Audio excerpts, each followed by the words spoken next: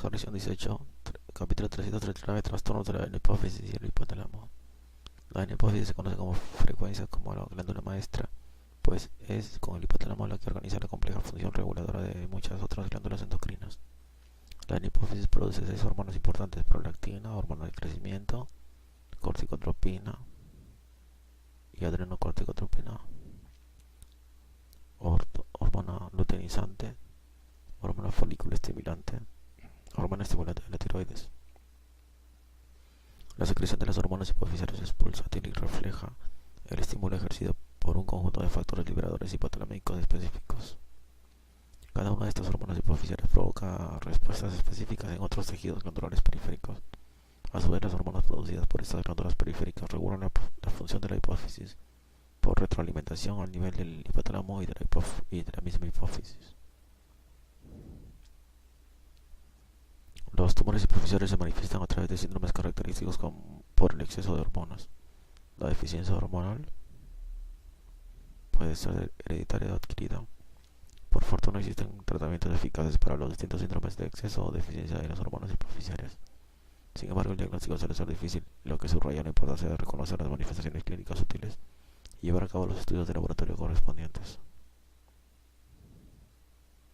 Anatomía y desarrollo. La glándula hipófisis pesa unos 600 miligramos y se ubica en la silla turca, en situación ventral al diafragma ciliar.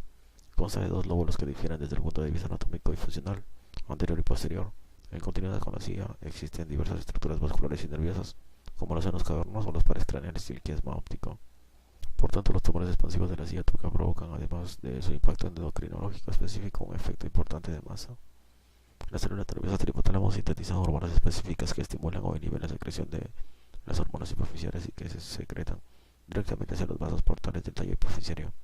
La irrigación de la hipófisis procede de las arterias hipofisiales superior e inferior. El plexo portal hipotalámico hipofisiario es la fuente principal de aporte sanguíneo a la hipófisis anterior de la hipófisis, lo que permite una transmisión segura de las pulsaciones de péptidos hipotalámicos sin que esto sufra una dilución significativa. Así pues, las células hipofisiales se ven expuestas a factores liberadores o inhibidores y en consecuencia liberan sus hormonas como pulsos aislados. La neurohipófisis es irrigada por las arterias hipofisiales inferiores.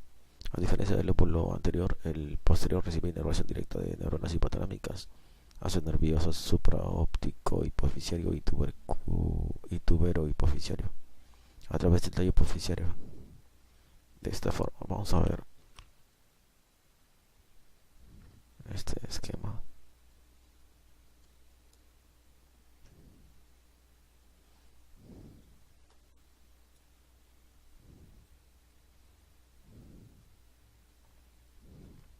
Expresión y regulación de las hormonas de la adenohipófisis. Célula corticotrofa, somatotrofa, lactotrofa, tirotrofa, gonadotrofa. Factor de transcripción específico del tejido TPIT, PROP1 PIT1, PROP1 PIT1, PROP1 PIT1, TF, gonadotropina SF1, DAX1. Aparición en el feto. Corticotrofa 6 semanas, somatotrofa 8 semanas, lactotrofa 12 semanas, tirotrofa 12 semanas, gonadotrofa 12 semanas. Hormona POMC. En la corticotrofa POMC, somatotrofa GH, lacto PRL, tiro SH, gona FSH-LH. En célula proteína polipéptido para corticotrofa, somatotrofa polipéptido, lactotrofa polipéptido, tirotrofa glucoproteína alfa subunidades beta, gonadotrofa glucoproteína alfa subunidades beta. Aminoácidos corticotrofa 266 ACTH139, somatotrofa 191, lactotrofa 199, tirotrofa 211, gonadotrofa 210 204. Estimuladores corticotrofa CRH, ABP, GP130, citocinas, somatotrofa, GHRH y relina, lactotrofa, estrógenos, TRH, BIP, tirotrofa, TRH, gonadotrofa, GNRH, activinas, estrógenos. Inhibidores corticotrofa, glucocorticoides, somatotrofa, somatostatina y GFA1. Latotrofa, dopamina, tirotrofa, T3, T4, dopamina, somatostatinas, glucocorticoides. Gonadotrofa, esteroides sexuales, inhibina. Glándula blanco, corticotrofa suprarrenal, hígado, otros tejidos, mama, otros tejidos, tirotrofa, tiroides, gonadotrofa, ovarios, testículos. Efecto trófico, producción de esteroides, producción de IGF-1, inducción del crecimiento, antagonismo de la insulina. Esto es lactotrofa, producción de leche, tirotrofa, síntesis y secreción de T4, gonadotrofa, producción de esteroides sexuales, crecimiento del folículo, maduración de las células terminales.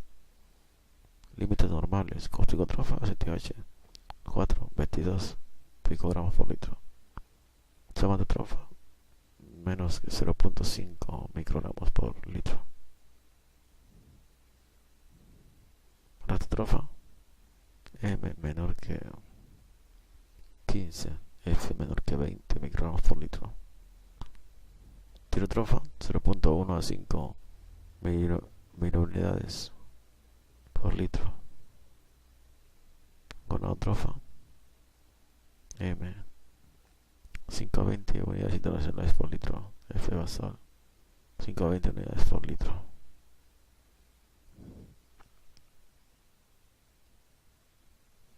De esta forma,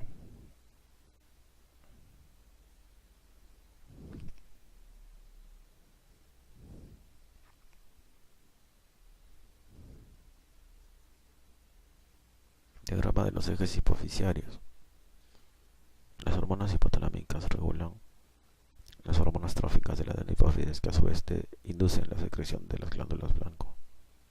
A su vez, las hormonas periféricas regulan un mecanismo de retroalimentación a las hormonas hipotalámicas e hipofisiarias.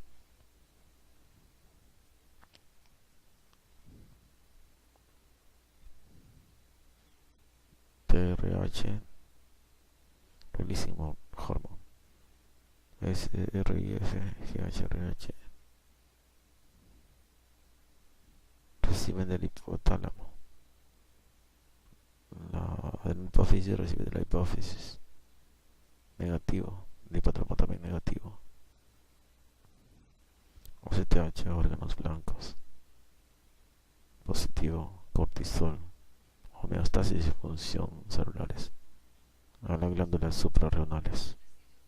TSH también positivo. A la glándula tiroides. Secreto de 4 T3, metabolismo y termogénesis. LH y FSH a los testículos. Positivo, no siempre positivo. Testosterona, inhibina. Espermatogénesis, características sexuales secundarias. Y también a los ovarios, estradiol, progesterona, inhibina. Ovulación, características sexuales secundarias. Prolactina a la lactancia. GH, hígado, condrocitos, crecimiento lineal de órganos. Y GF1.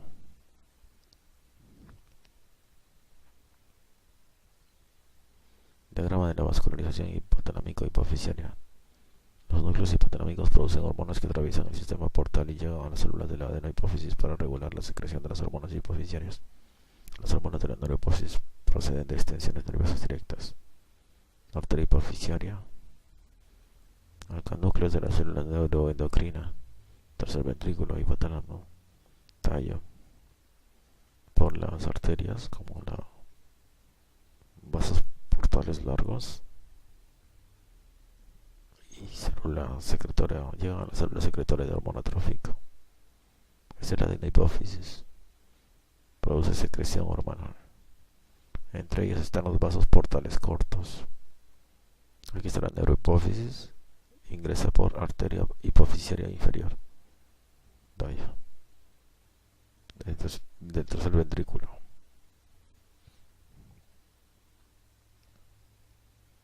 De esta forma,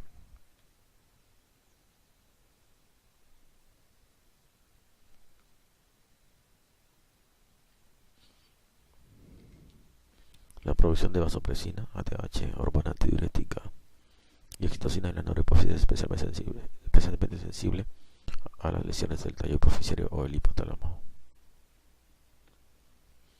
Desarrollo hipofisiario. Tanto la diferenciación embrionaria como la maduración de las células de la hipófisis se conocen con bastante detalle. El desarrollo hipofisiario a partir de la bolsa de Rathke implica una compleja interrelación de factores de transcripción específicos de estirpe que se expresan en células precursoras pluripotenciales y gradientes de factores de crecimiento producidos en el ámbito local. El factor de transcripción PROP1 induce el desarrollo hipofisiario de estripes específicas PIT1 y de células gonadotrofas. El factor de transcripción PIT1 causa la expresión celular específica de GH, PRL y TSH en las células somatotrofas, lactotrofas y tirotrofas. La expresión abundante de receptores estrogénicos en las células que contienen PIT1 favorece la expresión de PRL, mientras que el factor embrionario tirotrofo, TF, o sea, Tyrotroph Embryonic Factor, induce la expresión de TSH. El PIT1 se une a elementos reguladores de los genes de GH, PRL y TSH y a los sitios de reconocimiento citados en su propio promotor, lo cual constituye un mecanismo para la perpetuación de la estabilidad fenotípica y hipofisiaria selectiva. El desarrollo de las células gonadotrofas es definido además por la expresión celular específica de receptores nucleares, factor esteroidogénico SF1, steroidogenic factor y DAX1, reversión sexual sensible a dosis, región crítica de hipoplasia suprarrenal sobre el cromosoma X, Gen 1, 2H sensitive sex reversal, adrenal hipoplasia critical region on chromosome X gene. El desarrollo de las células corticotrofas que expresan el gen de la propia melanocortina, POMC, precisa del factor de transcripción de PIT. Las alteraciones del desarrollo hipofisiario por mutaciones de PIT1, PROF1, SF1, DAX1 y TPIT provocan diversas deficiencias hormonales hipofisiarias selectivas o combinadas que son poco frecuentes. Insuficiencia hipotalámica y adenopifisiaria. La causa del hipopituitarismo es la falta de producción de una o varias hormonas tróficas de la adenopófisis. La hipofunción hipofisiaria es consecuencia en ocasiones de trastornos hereditarios, pero por lo general se trata de un efecto de masa provocada por algún tumor, inflamación o lesión celular. Secreción pulsátil de hormona hipotalámica, liberadora de gonadotropina, gonadotropin releasing hormone, induce las pulsaciones de secreción de hormona luteinizante LH. Aquí las de gonadotropin releasing hormone por picogramos por mililitro. Sus pulsaciones y la luteinizante, los efectos pulsaciones de LH. Estos trastornos también alteran la síntesis o secreción de hormonas hipotalámicas con la consiguiente insuficiencia hipofisiaria. La insuficiencia de aquí es el cuadro causas del hipopituitarismo relacionada con el desarrollo o la anatomía. Bueno, dice que las causas, la insuficiencia de hormonas tróficas asociada a compresión o destrucción de la hipófisis suele manifestarse de forma escalonada, GH mayor que FSH mayor que LH mayor que TSH mayor que STH. Durante la infancia la primera manifestación suele ser el retraso del crecimiento, mientras que en los adultos lo es el hipogonadismo. Relacionada con el desarrollo o la anatomía, defecto del factor de transcripción, displasia, aplasia hipofisiaria, tumor congénito del sistema nervioso central, encefalocele, silla turca vacía de causa primaria, trastornos hipotalámicos congénitos como displasia septo-óptica, síndrome de Prader-Willi, Lawrence-Monbiel y de Kalman, traumática, extirpación quirúrgica, radioterapia, traumatismos craneoencefálicos, neoplásica, adenoma hipofisiario, tumor parasiciar, geminoma, ependinoma, glioma, quiste de Rathke, craneofaringioma, hamartoma hipotalámico, gangliositoma, metástasis hipofisiarias, carcinoma de mama, pulmón, colon, linfomas y leucemias, meningioma. Si son por infiltrante o inflamatoria, como hipófisis linfocítica, hemocromatosis, sarcoidosis, citocitosis X, hipófisis granulomatosa, vascular, apoplejía hipofisiaria relacionada con el embarazo, como infarto con diabetes, necrosis puerperal, drepanocitosis, arteritis, infecciones como micosis, o sea, histoplasmosis, parásitos como toxoplasmosis, tuberculosis, neumocistis carinea.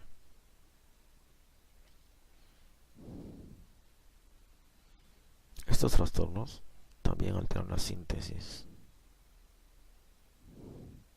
o secreción de hormonas hipotalámicas con la consiguiente insuficiencia hipofisiaria. Causas del hipopituitarismo genético y embrionario. La displasia hipofisiaria puede provocar aplasia, hipoplasia o ubicación ectópica de la hipófisis, puesto que el desarrollo hipofisiario requiere del desplazamiento de las células desde la bolsa nasofaríngea de Rathke hasta la línea media. Algunos de los trastornos craneofaciales de la línea media pueden estar asociados a displasia hipofisiaria. La insuficiencia hipofisiaria adquirida del recién nacido es secundaria a un traumatismo durante el parto, como hemorragia craneal, asfixia o parte de presentación pélvica. Displasia septo-óptica. La disgenesia del septum pellucidum o del cuerpo calloso provoca disfunción hipotalámica con hipopituitarismo. Estos niños exhiben mutación del gen HSX1 que interviene en el desarrollo precoz del prosencéfalo ventral. Manifiestan combinaciones variables de fisura palatina, sindactilia, deformidades del pabellón auricular, hipertelorismo, atrofia óptica, micropene y anosmia. La alteración funcional de la hipófisis genera diabetes insípida, deficiencia de GH, talla baja y a veces deficiencia de TSH. Mutaciones de factores específicos de tejidos. Varios factores específicos de la transcripción de células hipofisiarias, como PIT1, PROP1, son esenciales para el desarrollo y la determinación funcional de estirpes celulares específicas de la hipófisis. Las mutaciones autosómicas dominantes o recesivas de PIT1 producen deficiencias combinadas de GH, PRL y TSH. El crecimiento de los individuos afectados es deficiente y sufren diversos grados de hipotiroidismo. En la MRI, la hipófisis puede aparecer hipoplásica. La expresión de PROP1 tiene lugar en los primeros estadios de desarrollo de la hipófisis y al parecer es necesaria para la función de PIT1. Las mutaciones familiares esporádicas de PROP1 dan lugar a deficiencias combinadas de GH, PRL, TSH y gonadotropinas. Más del 80% de estos pacientes padecen retraso de crecimiento. Al llegar a la madurez, todos los pacientes padecen deficiencia de TSH y gonadotropinas, y una fracción pequeña terminará por mostrar la deficiencia de ACTH. La deficiencia de gonadotropinas detiene la pubertad espontánea. En algunos casos se acompaña de hipertrofia de la hipófisis. Las dotaciones de TPIT originan deficiencias de ACTH que se acompaña de hipercortisolismo. Disfunción del desarrollo hipotalámico, síndrome de Kallmann. La causa de este síndrome es una deficiencia de la síntesis hormonal libradora de gonadotropina, GnRH, gonadotropin releasing hormone, en el hipotálamo, y se acompaña de anosmia o hiposmia por la agenesia o hipoplasia de los lóbulos olfatorios. Este síndrome se acompaña asimismo de ceguera, al color, atrofia óptica, sordera nerviosa, fisura palatina, malformaciones renales, criptorquidia y anomalías neurológicas, como movimientos en espejo. Los defectos del gen CAL ligado al cromosoma X alteran la migración embrionaria de las neuronas GnRH desde la placoidad olfatoria hipotalámica hasta el hipotálamo. Además, las mutaciones en CAL existen otras anomalías genéticas que pueden provocar la deficiencia aislada de GnRH. Se han descrito formas de transmisión tanto autosómica recesiva, por ejemplo GPR54, KIS1, como dominante, por ejemplo FGFR1, y hay una lista creciente de genes asociados con deficiencia de gonadotropin releasing hormone, como la 1, la PROC2, la PROCR2, la CHT, PCSK1, FGF8, TAC3, TACR3. La deficiencia de gonadotropin releasing hormone impide la aparición de la pubertad. Los varones manifiestan retraso de la pubertad de importantes características hipogonadales, entre ellas micropene, que probablemente son resultado de la concentración reducida de testosterona durante la infancia. Las mujeres manifiestan amenorrea primaria y fallan en el desarrollo sexual secundario. El síndrome de Kallmann y otras sustancias de deficiencia congénita de GnRH se caracteriza por una concentración reducida de LH, FSH y esteroides sexuales, testosterona o estradiol.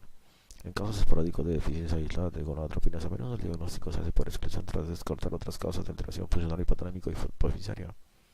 La administración repetitiva de gonadotropin releasing hormone restablece la respuesta normal de la hipófisis a las gonadotropinas, lo que indica que el trastorno es hipotalámico. El tratamiento a largo plazo con gonadotropina coriónica humana, HCG, Human Chorionic Gonadotropin o testosterona, restablece el desarrollo pubertal y las características sexuales secundarias en los varones y en las mujeres. El tratamiento consta de estrógenos y progestinas cíclicas. La fertilidad se puede restablecer administrando gonadotropinas o compulsos supuráneos de GnRH liberados por una bomba de infusión portátil. Síndrome de Bardet-Biedl. Es un trastorno raro y heterogéneo desde el punto de vista genético, que se caracteriza por retraso mental, anormalidades renales, como obesidad, bueno, también obesidad, exadactilia, braquidactilia o sindactilia. Puede o no asociarse con diabetes insípida central. En el 75% de los varones y en la mitad de las mujeres afectadas existe deficiencia de gonadotropin-releasing hormone. La degeneración retiniana comienza al principio de la niñez y muchos pacientes están ciegos al cumplir 30 años. Se han identificado numerosos tipos de síndrome de Bardet-Biedl, BBS, Bardet-Biedl syndrome, que presentan relación genética con al menos 9 loci diferentes. Algunos de los loci codifican genes que intervienen en la función ciliar de los corpúsculos basales, lo cual permite explicar las diversas manifestaciones clínicas. Mutaciones de leptina y de su receptor. Las deficiencias de leptina o de su receptor originan un amplio espectro de anormalidades hipotalámicas como hiperfagia, obesidad e hipogonadismo central. La menor producción de GnRH en estos pacientes provoca una menor síntesis y liberación de FSH y LH en la hipófisis. Síndrome de Prader-Willi, síndrome de genes contiguos, que es consecuencia de la deleción de las copias paternas del gen SNRPN con impronta genómica, huella, el gen NCDIN y quizá de otros genes del cromosoma 15q. Este síndrome se acompaña de hipogonadismo hipogonadotrópico, hiperfagia, obesidad, hipotonía muscular crónica, retraso mental y diabetes mellitus de inicio en la edad adulta. Existen además múltiples defectos somáticos del cráneo, ojos, oídos y manos y pies. Se ha descrito una disminución en el tamaño de los núcleos hipotalámicos productores de vasopresina y oxitocina. La observación de que el tratamiento a largo plazo con GnRH restablece la liberación hipoficiaria de LH y FSH indica que hay deficiencia en la síntesis de GnRH. Hipopituitarismo adquirido. Las deficiencias hipoficiarias pueden ser consecuencia de traumatismos accidentales o neuroquirúrgicos, accidentes cerebrovasculares, neoplasias hipoficiarias o hipotalámicas, craneofaringiomas, linfomas o tumores metastáticos, trastornos inflamatorios como hipófisis linfocítica, trastornos infiltrantes como sarcoidosis o homocromatosis y tuberculosis o redopreaperal. Un número creciente de datos sugiere que los individuos con lesión encefálica, incluso por el traumatismo deportivo de hemorragia cerebral o de radiación, padecen de hipopituitarismo transitorio y requieren de seguimiento endocrino intermitente prolongado, puesto que en 25-40% de ellos aparece la disfunción permanente del hipotálamo o la hipófisis. Trastornos infiltrantes del hipotálamo. Estas enfermedades como sarcoidosis, histiocitosis X, amiloidosis y hemocromatosis suelen dañar a los haces nerviosos y neuroquímicos, tanto hipotalámicos como hipofisiarios. Por tanto, la mitad de estos pacientes cursan con diabetes insípida. Si la secreción de GH disminuye antes del cierre puberal de la epífisis, su consecuencia será una talla baja. También son frecuentes el hipogonadismo hipogonadotrófico y la hiperprolactinemia. Lesiones inflamatorias. Las infecciones crónicas como la tuberculosis y las micosis oportunistas asociadas con SIDA y sífilis terciaria pueden lesionar la hipófisis provocando distintos tipos de alteraciones funcionales. Otros procesos inflamatorios como los granulomas o la sarcoidosis en ocasiones simulan un adenoma hipofisiario. Estas lesiones llegan a provocar daño hipotalámico e hipofisiario extensos, ocasionando deficiencias de hormonas tróficas. Radiación craneal. La radioterapia en la región craneal puede causar alteraciones funcionales a largo plazo del hipotálamo y la hipófisis, sobre todo en niños y adolescentes, que son más vulnerables a la radiación terapéutica de la totalidad del encéfalo, de cabeza y cuello. Existe una estrecha relación entre el desarrollo de anomalías hormonales, las dosis de radiación y el intervalo temporal tras la finalización de la radioterapia. Tras una dosis media de 50 GI, o sea 5000 rads, dirigida hacia la base del cráneo, y hasta 2/3 partes de los pacientes desarrollan insuficiencias hormonales. El hipopituitarismo se manifiesta al cabo de 5 a 15 años y suele deberse más a la lesión del hipotálamo que a la destrucción absoluta de las células hipofisiarias. Si bien el patrón de pérdida hormonal es variable, tras la deficiencia de GH, las más frecuentes son la gonadotropina y ACTH. En la deficiencia confirmada de una o varias hormonas, es probable que también sea baja la reserva de las otras. Por tanto, en los pacientes radiados es necesario vigilar la función de la hipófisis durante un tiempo prolongado e instalar el tratamiento sustitutivo cuando proceda. Hipófisis linfocítica. Esto ocurre a menudo en mujeres durante el puerperio. Por lo general se manifiesta con hiperprolactinemia y signos de tumoración hipofisiaria de importancia detectada en la MRI que simulan un adenoma con ligera elevación de la PRL. La insuficiencia hipoficiaria por infiltración linfocítica difusa puede ser transitoria o permanente, pero obliga a estudiar el caso y dar tratamiento inmediato. En otras ocasiones se han descrito insuficiencias de hormonas hipoficiarias aisladas, lo que indica un proceso autoinmunitario selectivo dirigido contra tipos celulares concretos. La mayoría de los pacientes manifiesta síntomas progresivos de un tumor, como cefalea y alteraciones visuales. La tasa de eritrosedimentación suele estar elevada, puesto que la imagen de la MRI es en ocasiones indistinguible de la que se observa en casos de adenomas hipoficiarios. En las prósperas con una tumoración hipoficiaria recién descubierta se debe descartar la posibilidad de hipofisitis antes de someterla a una cirugía innecesaria. El proceso inflamatorio suele ser después de varios meses de tratamiento con glucocorticoides y dependiendo de la magnitud de la lesión es posible que la función hipoficiaria se recupere. Apoplejía hipoficiaria. Las hemorragias intrahipoficiarias agudas lesionan a la hipófisis y a las estructuras adyacentes de la silla turca. La apoplejía hipoficiaria puede ser espontánea en el caso de un adenoma preexistente durante el puerperio síndrome de Sheehan, o acompañando a la diabetes, hipertensión, drepanocytosis o estado de choque agudo. El crecimiento hiperplástico de la hipófisis que ocurre normalmente durante el embarazo aumenta el riesgo de la hemorragia e infarto.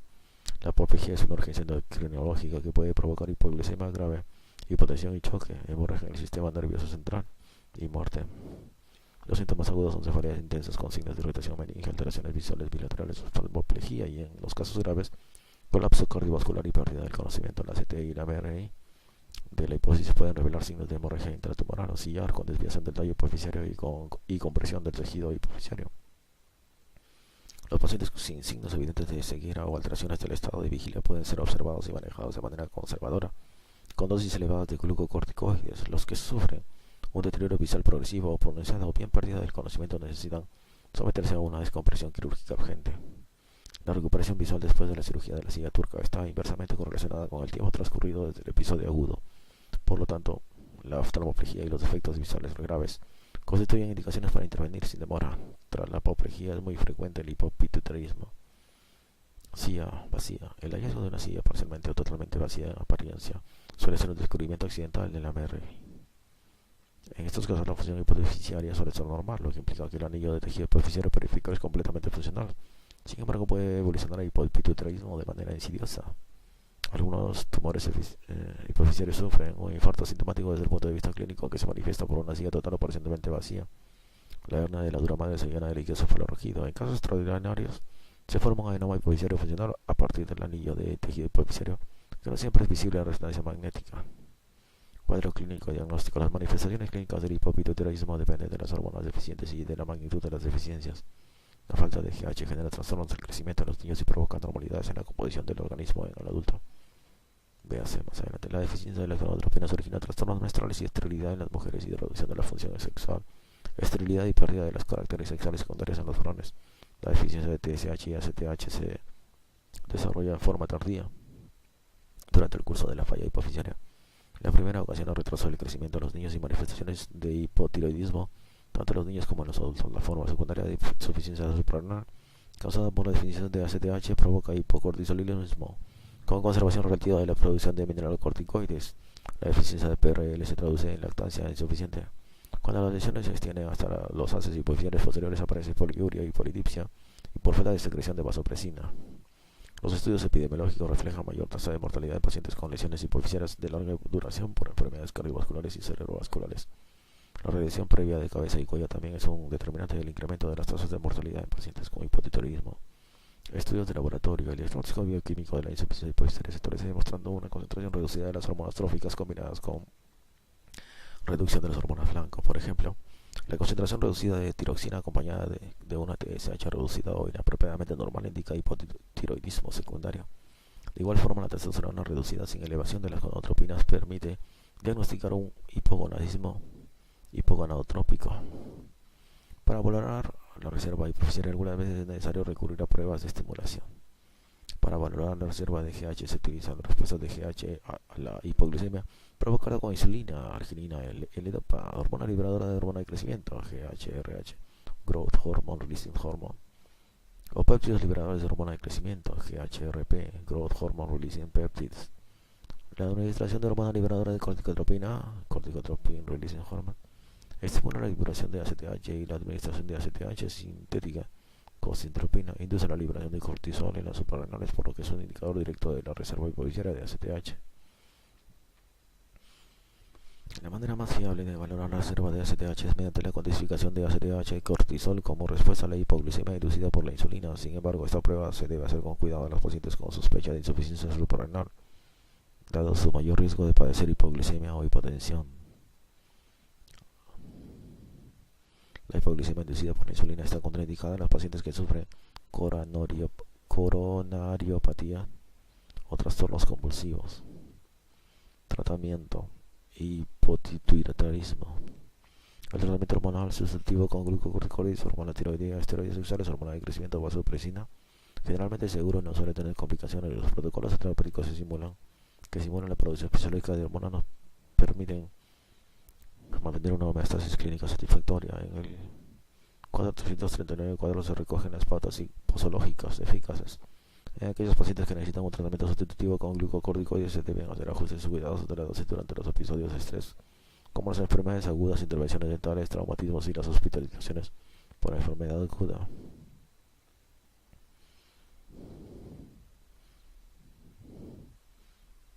Ese cuadro 339.4, las dosis las vamos a ver. Sustitución hormonal en el hipotiroidismo del adulto. Si la deficiencia es de esta hormona trófica, la sustitución será ACTH, hidrocortisona 10 a 20 miligramos en la mañana, 5 a 10 miligramos en la tarde. Acetato de cortisona 25 miligramos AM, 12.5 miligramos PM. Prednisona 5 miligramos AM. Deficiencia de TSH, L-tiroxina 0.075 a 0.15 miligramos por día. FSH, si son varones, enantato de testosterona 200 miligramos intramuscular cada 2 semanas, o parches cutáneos de testosterona 5 miligramos al día. Mujeres, estrógenos conjugados 0.65 a 1.25 miligramos al día durante 25 días. Progesterona 5 a 10 miligramos al día en los días 16 y 25. Parches cutáneos de estradiol 2.5 miligramos en días alternos. Para la fertilidad, gonadotropina menopáusica, gonadotropina coriónica humana. Si es GH, adultos, somatotropina 0.1 a 1.25 miligramos al día, SC. Niños, somatotropina 0.02 a 0.05 miligramos por kilogramo al día. Si es desmopresina intranasal 5 a 20 microgramos 2 veces al día, oral 300 a 600 microgramos al día. Notas: todas las dosis mostradas deben individualizarse en cada paciente y valorarse las situaciones de estrés, cirugía o embarazo. Los requerimientos para la fertilidad masculina y femenina ya se escribieron antes.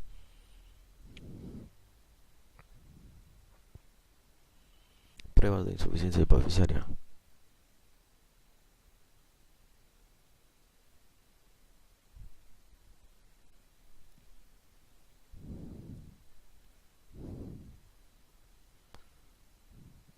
Hormona, prueba, muestras de sangre, interpretación. Hormona del crecimiento. La prueba de tolerancia a la insulina. Insulina simple regular 0.05 a 0.15 unidades por kilogramo intravenoso. La muestra de sangre será menos 30, 0, 30, 60, 120 minutos para la glucosa y la GH. La interpretación: glucosa menos de 40 miligramos por 100 mililitros, GH debe ser más de 3 microgramos por litro.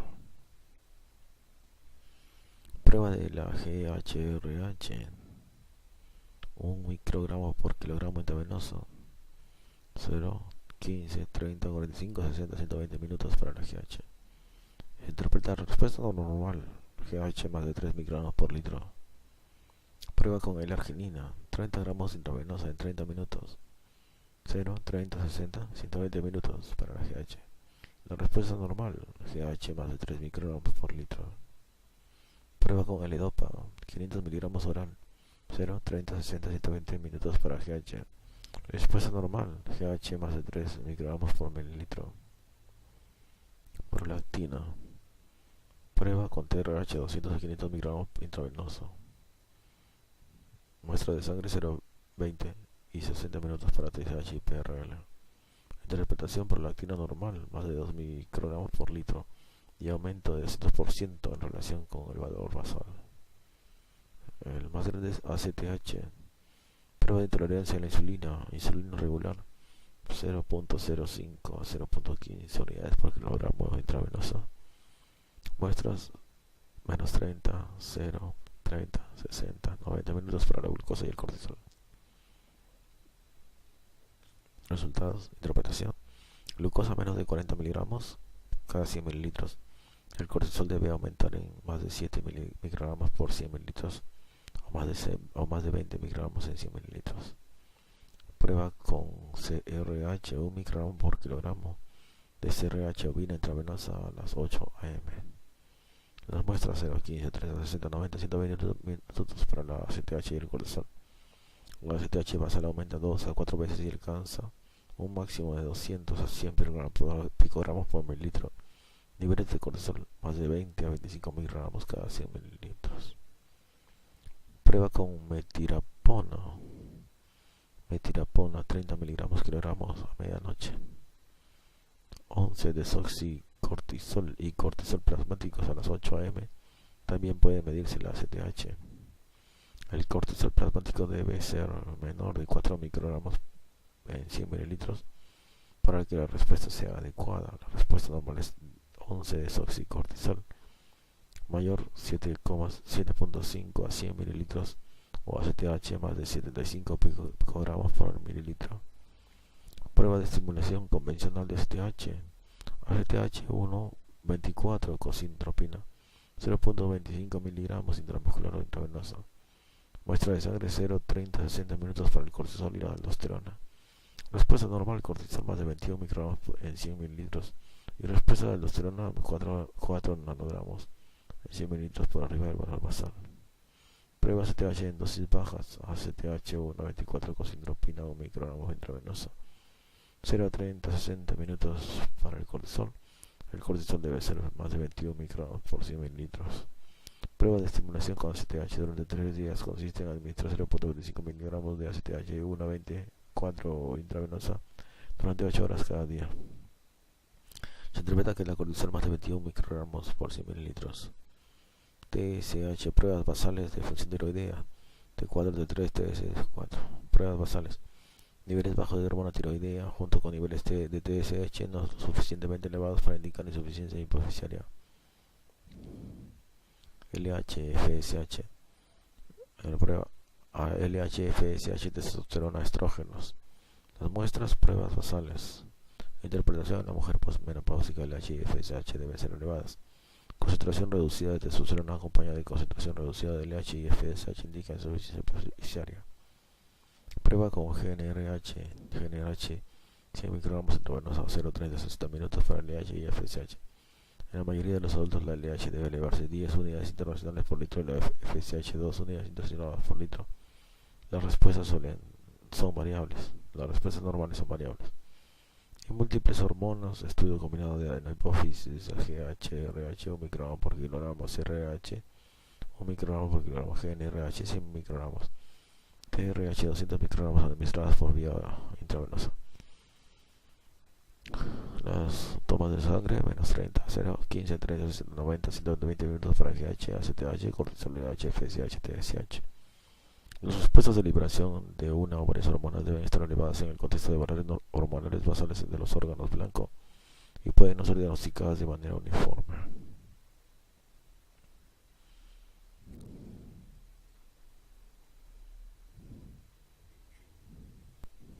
Habíamos dicho que el tratamiento de hipopituitarismo sustitutivo con glucocorticoides, hormona tiroidea, esteroides sexuales, hormona de crecimiento, vasopresina. Los protocolos terapéuticos. Ya, ahora vamos a continuar. Tumores hipotalámicos, hipofisiarios y sillares. Tumores hipofisiarios. Los adenomas de la hipófisis son la causa más frecuente de los síndromes de hipersecreción e hiposecreción de hormonas hipofisiarias en el adulto. Representan alrededor del 15% de todas las neoplasias intracraneales y se han identificado con una prevalencia poblacional de casi 80 por cada 100 habitantes. Por cada 100.000 habitantes. En las 80 cada 100.000 habitantes. En las autopsias se observan microadenomas menos de 10 milímetros de diámetro, insospechados hasta en 25% de la hipófisis. También en los estudios de imagen extraglandular se detectan pequeñas lesiones en al menos 10% de las personas sanas. Patogenia. Los adenomas hipoficiales son neoplasias benignas originadas en uno de los 5 tipos celulares de la hipófisis. El fenotipo clínico y bioquímico de estos tumores depende del tipo celular del que proceden.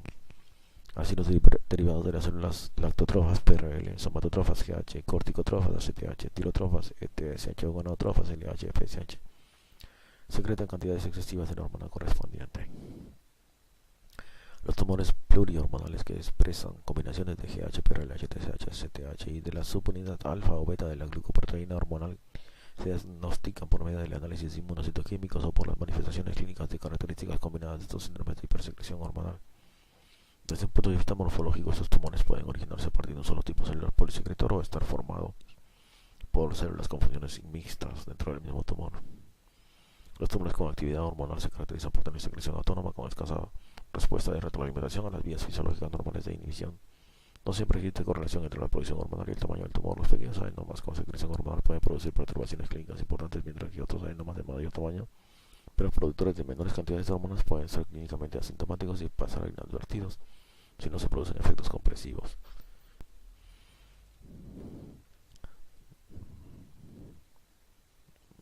Centrales. Alrededor de la tercera parte de todos los adenomas es funcional y no produce un síndrome clínico hipersecretor claro. La mayor parte se origina de células gonadotróficas y pueden secretar pequeñas cantidades de las subunidades alfa y beta de glucoproteínas de las hormonas y en raras ocasiones de gonadotropinas intactas circulares. Los carcinomas hipoficiales verdaderos con metástasis extracraniales confirmadas son extraordinariamente raros. Casi todos los adenomas hipoficiales son de origen monoclonal, lo cual implica la adquisición de una o varias mutaciones somáticas que les confieren una ventaja selectiva de crecimiento. De acuerdo con su origen clonal, la extirpación quirúrgica completa de los pequeños adenomas hipoficiales suele curar la hipersecreción hormonal. Sin embargo, las hormonas hipotalámicas como GHRH o la CRH, además de intervenir en la regulación endocrina, estimulan también la actividad mitótica de las respectivas células hipoficiales en que ejercen sus efectos.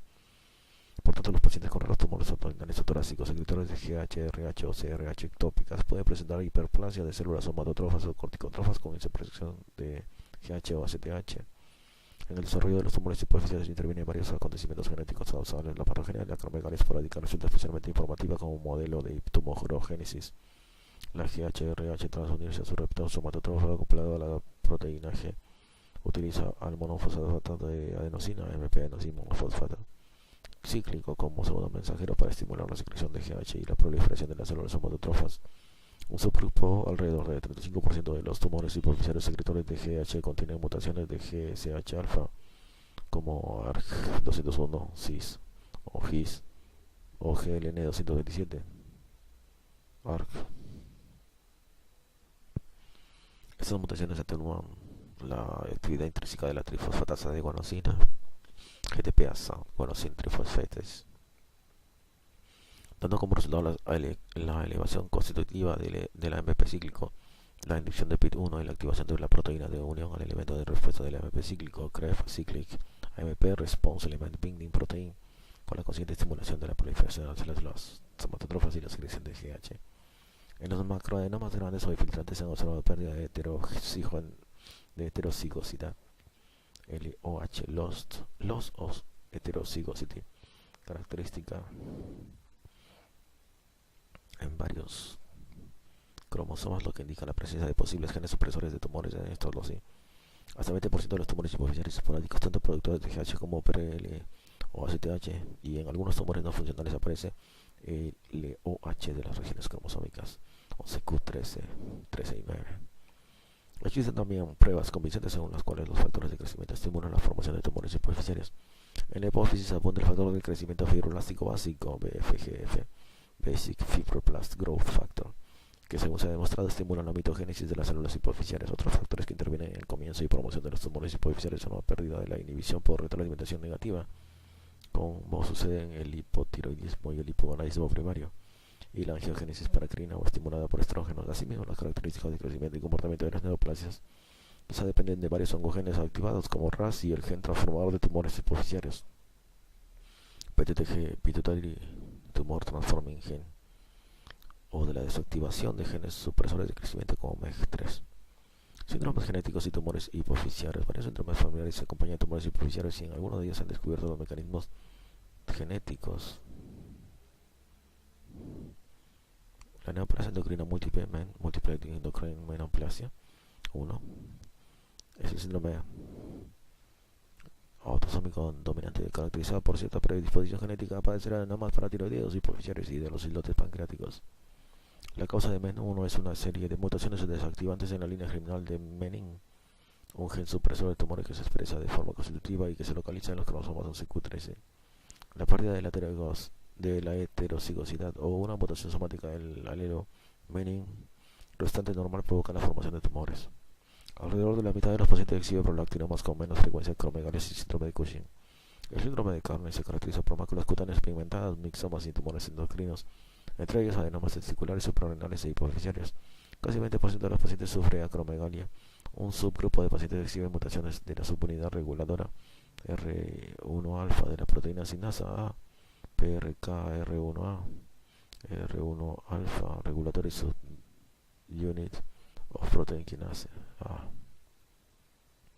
El síndrome de McCune-Albright consta de displasia fibrosa poliostótica, máculas pigmentadas y diversos trastornos endocrinos como acromegalia, adenomas suprarrenales y función ovárica autónoma. La causa de la secreción hormonal es la producción generalizada de aminofosfato cíclico secundaria a la desactivación de GTPasa de la GS-alfa. Las mutaciones de GS-alfa aparecen una vez que se forma el cigoto, por lo que la expresión de la mutación adquiere un patrón en mosaico. La acromegalia familiar es un padecimiento poco frecuente caracterizado por la presencia de acromegalia o gigantismo en varios miembros de una familia. Este trastorno se acompaña de una LOH, de un locus del cromosoma 11q13, distinto de menin, en un subgrupo de familias con predisposición a tumores hipoficiarios o familiares, especialmente acromegalia, se han identificado mutaciones desactivantes en el gen AIP que codifica el receptor al hidrocarbono que interactúa con la proteína.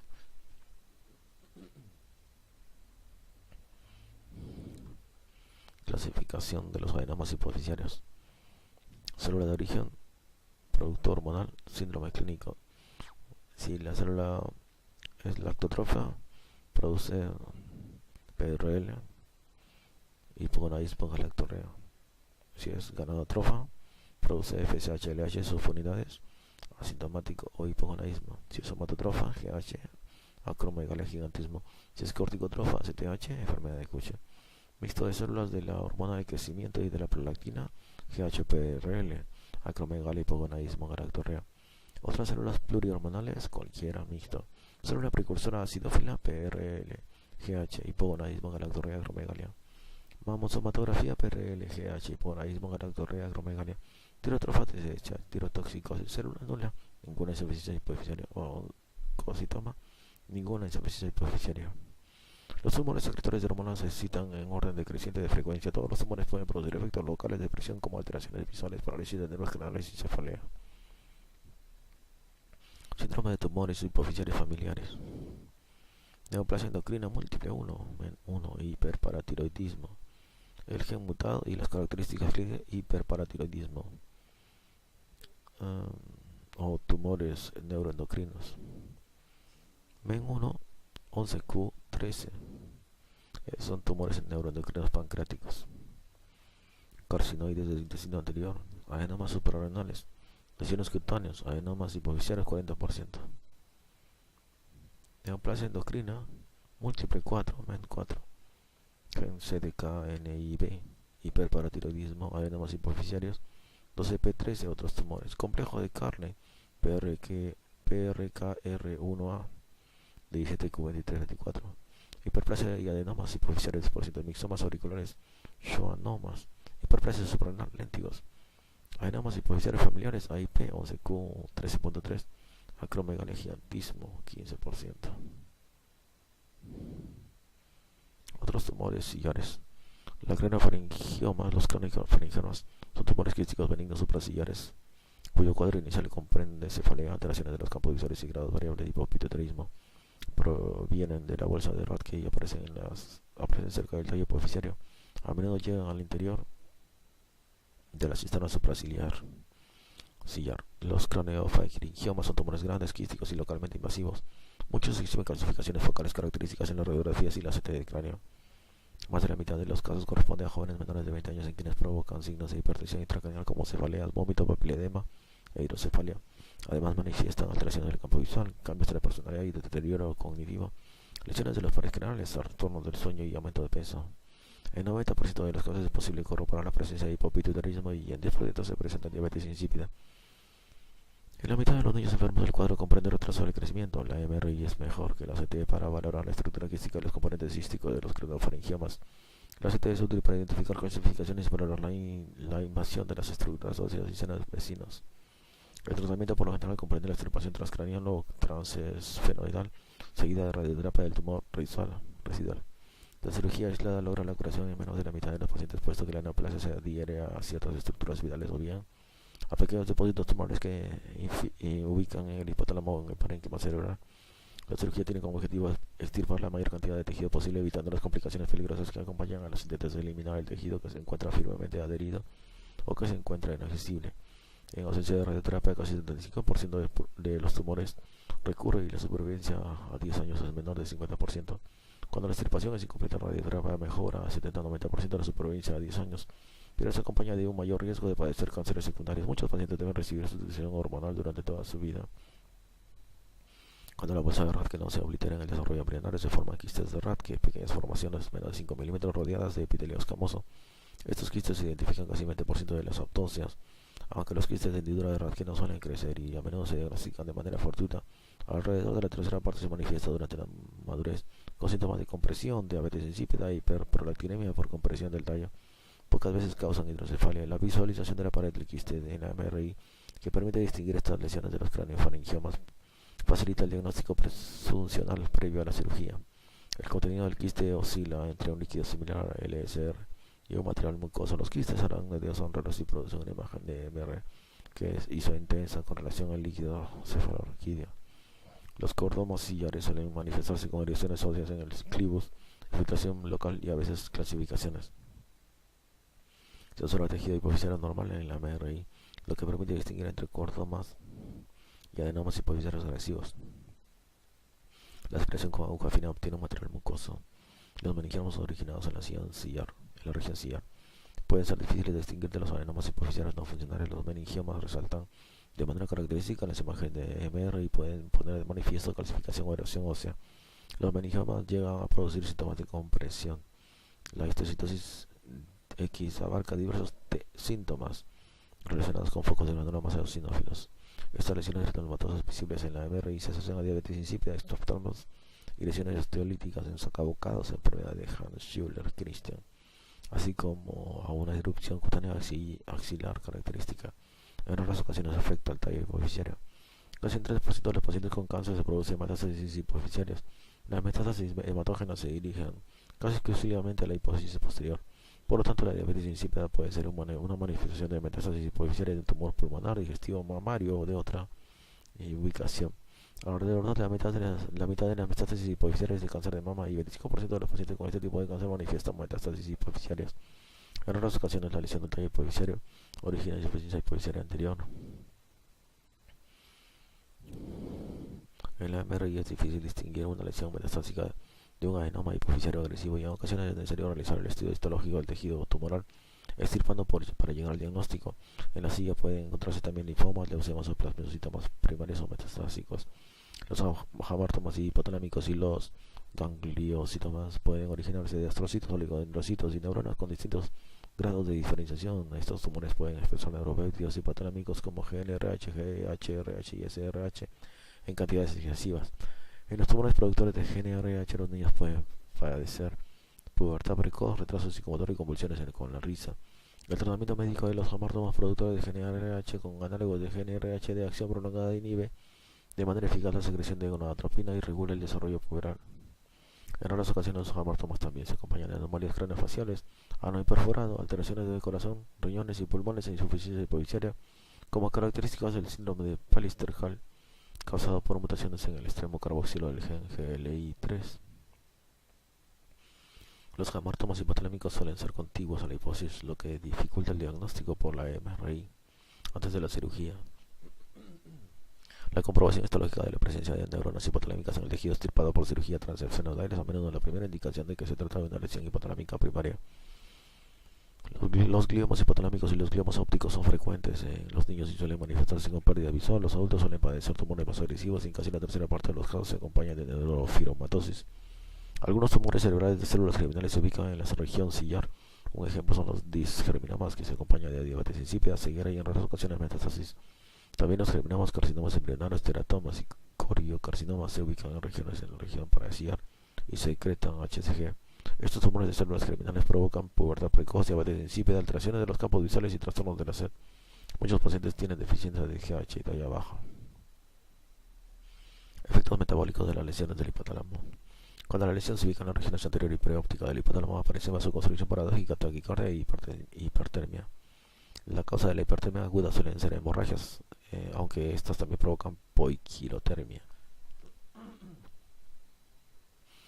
La causa de los trastornos centrales de la termorregulación es la lesión del hipotálamo posterior. El síndrome de hipotermia periódica consta de episodios de temperatura rectal de menos de 30 grados, diaforesis, vasodilatación, vómito y bradicardia. La lesión de los núcleos ventromediales causada por la craneofaringiomas, traumatismos hipotalámicos o trastornos inflamatorios se acompaña de hiperfagia y obesidad.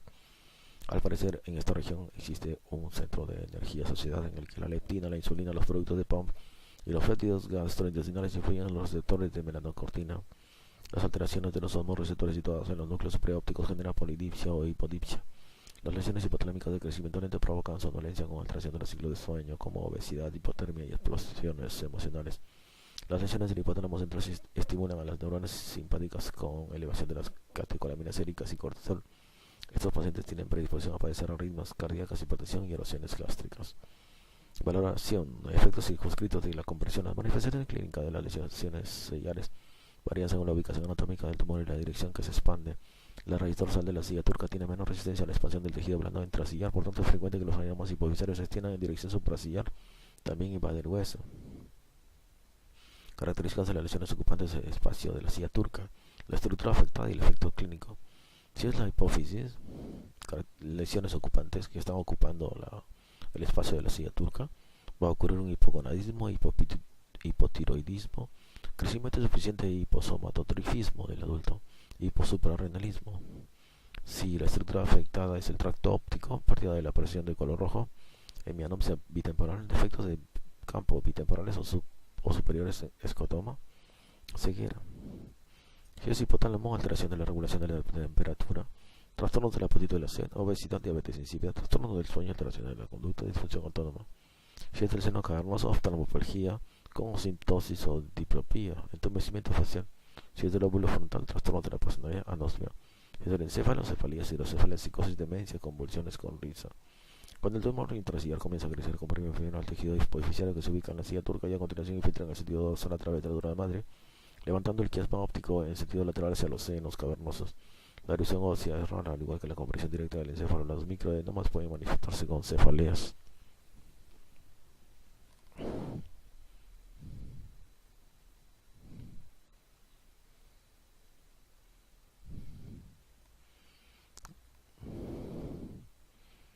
Entonces,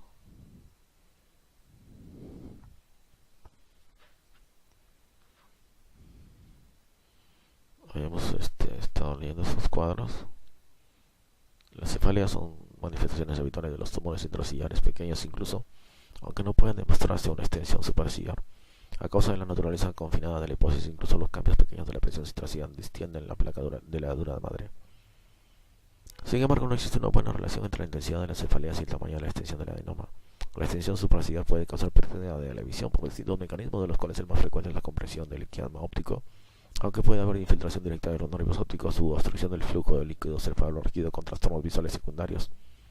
La compresión del tallo de la hipófisis por un tumor intrasillar activo o inactivo, desde el punto de vista hormonal, puede afectar a vasos portales, interrumpiendo el acceso de las hormonas hipotalámicas y la dopamina a la hipófisis, lo que traduce en hiperprolactinemia, con pérdida simultánea de hormonas hipofisiarias. Este fenómeno de sección de tallo puede deberse también a traumatismos, lesiones por desaceleración, con compresión del tallo clinoideo posterior a fractura de la base del cráneo. La infiltración lateral del tumor puede afectar el seno cavernoso y comprimir su contenido nervioso, causando parálisis de los pares craneales 3, 4 y 6 y afección de las ramas oftálmicas y maxilar del quinto par. Dependiendo de la amplitud de la lesión nerviosa, los pacientes presentarán diplopía, aptosis, oftalmología y disminución de la sensibilidad facial. La extensión hacia el interior del seno esfenoidal indica que el tumor hipofisiario ha erosionado el suelo de la silla. Los tumores agresivos en raras ocasiones invaden el techo del paladar y causan obstrucción nasofaríngea, infecciones y fuga de líquidos cefalorraquídeos. La infiltración puede afectar tanto los lóbulos temporales como los frontales, con aparición de convulsiones del lóbulo temporal, trastornos de la personalidad y anosmia. La invasión directa del hipotálamo por un tumor hipofisiario infiltrante puede producir importantes secuelas metabólicas, pubertad precoz o hipogonadismo, diabetes insípida, trastorno del sueño, distermia y alteraciones del apetito. En la resonancia magnética, las imágenes sagitales y coronales de la Magnetic Resonance, ponderadas en T1, tomadas antes y después de la administración de gadolinio, permiten la visualización precisa de la hipófisis con clara delimitación del hipotálamo, tallo hipofisiario, tejido granular y las cisternas supracilares adyacentes, los senos cavernosos del seno esfenoidal y el quiasma óptico. La altura de la hipófisis oscila entre 6 milímetros en los niños y los 8 milímetros en los adultos, aunque puede llegar a 10 a 12 milímetros durante el embarazo y la pubertad. La porción superior de la hipófisis del adulto es plana o ligeramente cóncava, pero en los adolescentes y mujeres embarazadas puede ser convexa, como reflejo del aumento fisiológico del tamaño de la glándula. El tallo debe ser vertical y localizarse en la línea media. La CT está indicada para delimitar la amplitud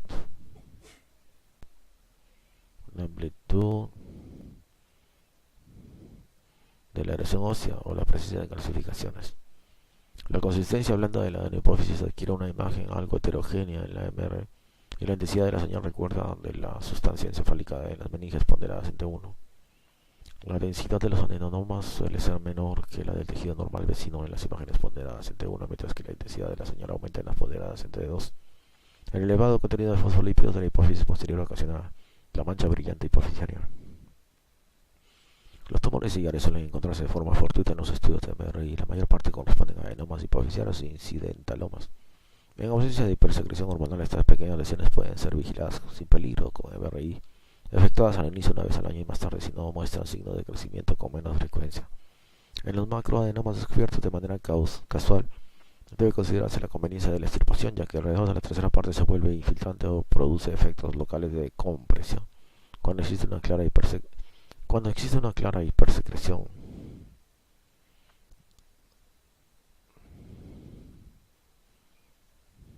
adenoma hipofisiario o imagen coroidal de la resonancia magnética después de la administración de medio de contraste ponderada en T1 que muestra un tumor homogéneo en las puntas de flecha en la silla turca y en la región supraciliar, compatible con un adenoma hipofisiario. Unas flechas pequeñas señalan las arterias carótidas, límites del tumor. Cuando existe una clara hipersecreción hormonal, está indicado el tratamiento específico. Los tumores de gran tamaño, más de 1 centímetro, deben diferenciarse de las lesiones no adenomatosas. Es frecuente que los meningiomas se acompañen de hiperostosis ósea. Los craneofaringiomas pueden clasificarse y suelen ser hipointensos, mientras que los gliomas son hiperintensos en las imágenes ponderadas en T2. Valoración oftálmica. Como las cintillas ópticas pueden ser contiguas a una masa hipofisiaria en expansión, todos los pacientes con lesiones ocupan el espacio de la silla turca que se apoyan en el quiasma óptico deben ser sometidos a valoraciones reproducibles del campo visual con técnicas de perimetría. Es clásico observar hemianopsia bitemporal o defectos bitemporales superiores que reflejan la ubicación de estas cintillas dentro de la parte inferior y posterior del quiasma. Los cortes homónimos reflejan lesiones posquiasmáticas y los cortes de los campos monoculares atraviesan las lesiones prequiasmáticas. La pérdida de la percepción del color rojo es un signo temprano de la presión sobre las vías ópticas. El diagnóstico oportuno reduce el riesgo de ceguera, escotomas u otros trastornos visuales. Estudio de laboratorio. Las manifestaciones clínicas iniciales de los adenomas hipofisiarios funcionales, por ejemplo, acromegalia, paractinomas o enfermedad de Cushing, deben servir de guía para los análisis. Sin embargo, en un tumor de silla sin características clínicas evidentes de exceso hormonal, los estudios de laboratorio deben dirigirse a establecer la naturaleza del tumor y a valorar la posible presencia de hipotiroidismo. Cuando en la MRI ya se sospecha la presencia de un adenoma hipofisiario, el estudio hormonal inicial suele incluir cuantificación de las concentraciones basales de PRL, Factor de crecimiento similar a la insulina. Insulin-like growth factor 1. Cortisol libre en orina de 24 horas, UFC, urinary free cortisol. Prueba de supresión con dexametasona oral durante una noche, un miligramo o ambas. Y concentración de la subunidad alfa de FSH y LH. Y finalmente pruebas de función tiroidea. Dependiendo de los resultados de estos exámenes se realizan o no otros estudios de los antecedentes menstruales, la concentración de testosterona, la cifra de cortisol a las 8 horas. Y las pruebas de función tiroidea permiten identificar a los pacientes con deficiencias hormonales hipoficiales que precisan de tratamiento de sustitución hormonal antes de proseguir con una valoración diagnóstica detallada del hipotiroidismo o de proceder a la cirugía. Estudio histológico. La tinción inmunohistoquímica de las muestras de los tumores superficiales obtenida por cirugía transesfenoidal confirma el diagnóstico clínico y de laboratorio o proporciona el diagnóstico histológico cuando los estudios hormonales son dudosos y en los casos de tumores clínicamente no funcionales. A veces para hacer el diagnóstico se requiere un estudio ultraestructural con microscopio electrónico. Tratamiento: tumores hipotalámicos e hipoficiales y otros tumores sillares. Resumen: el tratamiento adecuado de los tumores sillares requiere un diagnóstico exacto y la selección de la modalidad terapéutica pertinente. La mayor parte de los tumores hipoficiales son benignos y de crecimiento lento. Las manifestaciones clínicas se deben al efecto local de ocupación de espacio y a los síndromes de hiposecreción e hipersecreción hormonal producidos directamente por el adenoma o surgidos como consecuencia del tratamiento. Así pues, estos pacientes necesitan tratamiento y seguimiento durante el resto de su vida. La MRI con gadolínio como medio de contraste para observar la hipófisis, los nuevos avances de la cirugía transfenoidal, la radioterapia táctica, incluida la radioterapia con vistiricama, y los medicamentos más modernos han mejorado el tratamiento de los tumores hipoficiarios. El objetivo de dicho tratamiento es normalizar el exceso de secreción hipoficiaria, mejorar los síntomas y signos de los síndromes de hipersecreción hormonal y reducir o eliminar las grandes masas tumorales con el consiguiente alivio de la compresión de las estructuras adyacentes. Se debe conservar una función residual de la adenohipófisis que algunas veces se restablece una vez extraído el tumor. Lo ideal es evitar la recidiva del adenocarcinoma. Cirugía transesfenoidal: el acceso quirúrgico deseable para la adaptación a los tumores hipoficiarios es el transesfenoidal en lugar del transfrontal, salvo en los raros casos de tumores supracillares infiltrantes que rodean las fosas media o anterior o los nervios ópticos o que invaden hacia atrás en dirección al clivus. La microscopía transoperatoria facilita la distinción visual entre el tejido hipoficial adenomatoso y normal, así como la microdisección de los tumores pequeños que no siempre son visibles en la MRI. La cirugía transesfenoidal evita también la invasión craneal y la manipulación del tejido cerebral del acceso quirúrgico transfrontal. Las técnicas endoscópicas transoperatorias tridimensionales han mejorado la visualización y el acceso al tejido tumoral. Además de la cirugía para corregir la hipersecreción hormonal, la cirugía de la hipófisis está indicada en las lesiones ocupantes de espacio que presionan o rodean otras estructuras. La descompresión quirúrgica y la extirpación son necesarias en los tumores hipoficiarios expansivos acompañados de cefalea persistentes, defectos progresivos de los campos visuales, parálisis de pares craneales, hidrocefalia y en ocasiones en casos de hemorragia intrahipoficiaria o hemorragia. A veces se recurre a intervenciones transesfenoidales para hacer una biopsia del tejido hipoficiario destinada al estudio histológico. Siempre que sea posible se deberá extirpar selectivamente el tumor hipoficiario. El tejido sano solo debe manipularse o extirparse cuando sea necesario para la disección eficaz. La hemihipofisectomía no selectiva y la hipofisectomía total están indicadas cuando no se identifica claramente una tumoración hipersecretante, existen lesiones múltiples o resulta evidente que el tejido hipoficiario residual es necrótico. Esta estrategia aumenta las probabilidades de hipotiroidismo y la necesidad de administrar tratamiento de sustitución hormonal durante el resto de la vida. Los signos preoperatorios de compresión local como defectos de los campos visuales o alteraciones funcionales de la hipófisis se corrigen con la cirugía, sobre todo cuando su evolución ha sido larga. En los tumores grandes e infiltrantes es necesario establecer el equilibrio óptimo entre la resección máxima del tumor y la conservación funcional de la hipófisis, sobre todo para mantener las funciones de crecimiento y reproducción de los pacientes jóvenes. En raras ocasiones es posible curar quirúrgicamente un tumor que infiltra los tejidos que rodean a la silla turca. El cirujano deberá valorar el riesgo-beneficio de la extirpación tumoral amplia. Efectos secundarios. Las complicaciones quirúrgicas dependen principalmente del tamaño del tumor, el grado de infiltración y la experiencia del cirujano. La mortalidad operatoria es de alrededor de 1%, casi 20% de los pacientes producen diabetes insípida e hipopituitarismo transitorios.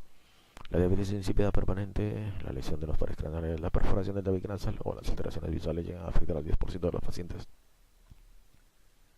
En casi 4% de los casos se observa fuga de líquido cefalorraquídeo. Otras complicaciones menos frecuentes son lesión de la arteria carótida, pérdida de visión,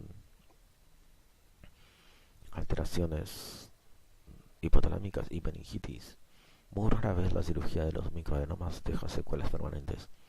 Radioterapia. La radioterapia se utiliza como tratamiento primario de los tumores hipoficiales o parasitares, o lo que es más frecuente como un coadyuvante de la cirugía o del tratamiento farmacológico. La ubicación precisa con MRI permite la aplicación certera de radiación megavoltaje usando un acelerador lineal de alto voltaje con un arco isoeléctrico exacto de rotación. Un factor importante para la exactitud del campo radiado es que la posición de la cabeza del paciente sea la misma en las sucesivas sesiones y que se mantenga la inmovilidad absoluta de la cabeza.